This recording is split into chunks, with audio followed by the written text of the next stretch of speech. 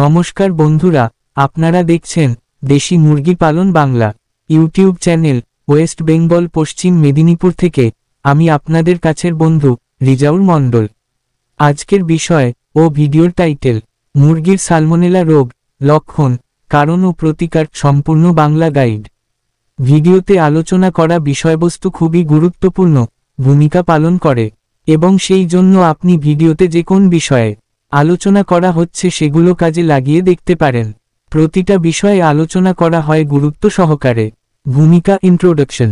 Hello বন্ধুরা, আজকের ভিডিওতে আমরা মুরগির একটি মারাত্মক ব্যাকটেরিয়াজনিত রোগ সালমোনেলা নিয়ে আলোচনা করব। এই রোগে আক্রান্ত হলে মুরগির উৎপাদন কমে যায়, ডিম দেওয়া বন্ধ হয়ে যেতে পারে এবং মৃত্যুহার বেড়ে যায়। তাই আজ আমরা জানব সালমোনেলা রোগের লক্ষণ, সংক্রমণের কারণ, চিকিৎসা পদ্ধতি, প্রতিরোধের উপায়। চলুন শুরু করা যাক। সালমোনেলা রোগ কি? সালমোনেলা একটি ব্যাকটেরিয়াজনিত রোগ যা মুরগি, কবুতর ও হাঁসের মধ্যে দেখা দেয়।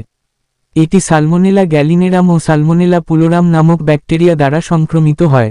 এই রোগ শুধু মুরগির জন্যই ক্ষতিকর নয়, এটি মানুষের মধ্যেও ছড়াতে পারে।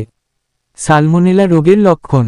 আক্রান্ত মুরগিতে নিম্নলিখিত লক্ষণ দেখা দিতে পারে: ক্ষুধামন্দা, মুরগি খাবার খেতে চায় না; ডায়রিয়া, পাতলা, সাদা বা সবুজ বর্ণের দুর্গন্ধযুক্ত মল; দুর্বলতা ও ঝিমানো, মুরগি নিস্তেজ হয়ে বসে থাকে; ডিম উৎপাদন কমে যাওয়া, লেয়ার মুরগির ডিম দেওয়া বন্ধ হয়ে যায়; শ্বাসকষ্ট, কিছু ক্ষেত্রে শ্বাস নিতে কষ্ট হয়; হঠাৎ মৃত্যু, বিশেষ করে বাচ্চা মুরগির ক্ষেত্রে মৃত্যুহার 5 থেকে 60% পর্যন্ত হতে পারে।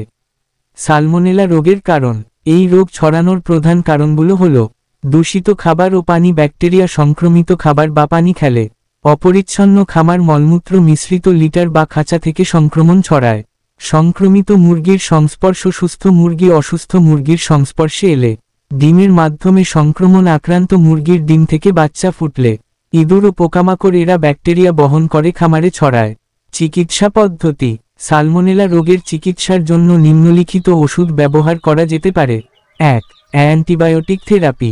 এনরোফ্লক্সাসিন, এনরোফ্লোসিসিন পানির সাথে মিশিয়ে খাওয়ানো যায়। ক্লোরামফেনিকল, ক্লোরামফেনিকল খাবারের সাথে মিশিয়ে 10 থেকে 15 দিন খাওয়াতে হবে। ট্রাইমিথোপ্রিন প্লাস সালফাডাজিন প্রতি লিটার পানিতে 60+300 মিলিগ্রাম মিশিয়ে 7 দিন খাওয়ানো যায়। 2. Supportive care. ইলেকট্রোলাইট ও ভিটামিন সি পানিতে মিশিয়ে দিলে দুর্বলতা কমবে।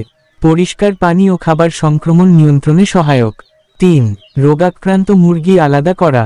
আক্রান্ত মুরগিকে সুস্থ মুরগি থেকে আলাদা রাখুন যাতে রোগ না ছড়ায়। প্রতিরোধের উপায়। খামার পরিষ্কার রাখুন, নিয়মিত লিটার পরিবর্তন ও জীবাণুনাশক স্প্রে করুন।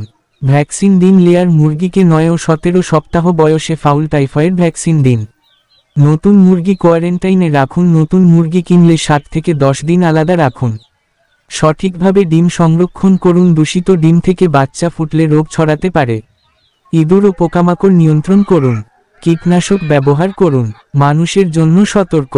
সালমোনেলা মুরগি থেকে মানুষের মধ্যে ছড়াতে পারে, তাই কাঁচা ডিম বা মাংস খাবেন না। মুরগি ধরার পর সাবান দিয়ে হাত ধুয়ে নিন। রান্নার সময় আলাদা কাটিং বোর্ড ব্যবহার করুন। উপসংহার।